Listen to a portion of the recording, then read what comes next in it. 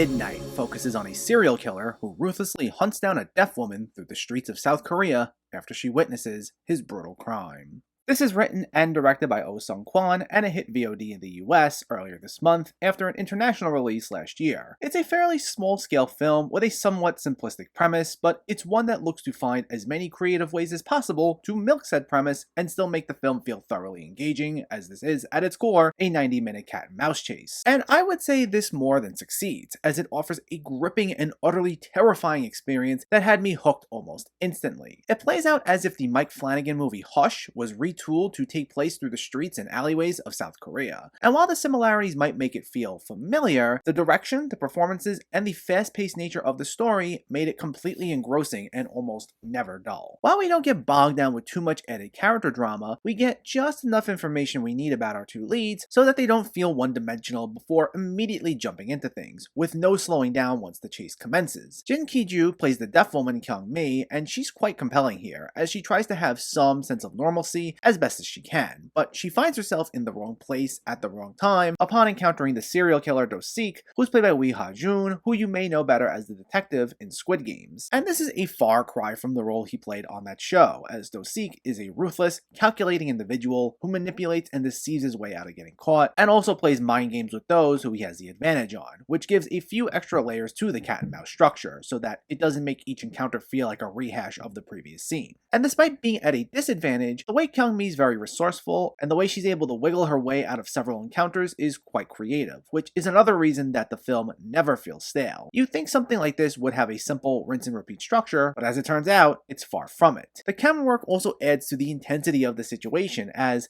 despite taking place in open streets and in alleyways, the shots would tighten up just enough that there was still this sense of being trapped, and it would keep you on the edge of your seat, as it gave off the feel that every turn Kyung-mi makes would be some sort of dead end. Plus, as the chase intensifies, there are others who get involved, most notably Kyung-mi's mother, and the added dynamics, along with the personal stakes in some of these additions, would help keep the structure feeling fresh. Now, some of the encounters, you can call where they go pretty quickly, and there's one character storyline that I felt tapered off just a bit towards the end, but I appreciated the way the film found so many ways to keep this idea feeling fresh. And what's great is, outside of a few instances, it never felt contrived or that Kwon was grasping for straws in crafting each sequence in order to keep this going. Each scene felt gripping and sometimes bordering on frightening, and you're made to feel invested as, like I said, you get just the right amount of information needed to care about the characters. There's still an emotional core at the heart of this, even if it's not what's completely driving the film. And overall, it makes Midnight one of the year's most well-crafted thrillers so far. It might be a simplistic premise, but the way the screenplay expertly keeps you on your toes, creatively flipping seemingly familiar scenarios on their head, it creates a gripping cat and mouse chase film that keeps you engrossed from start to finish, and it's one that I couldn't recommend enough.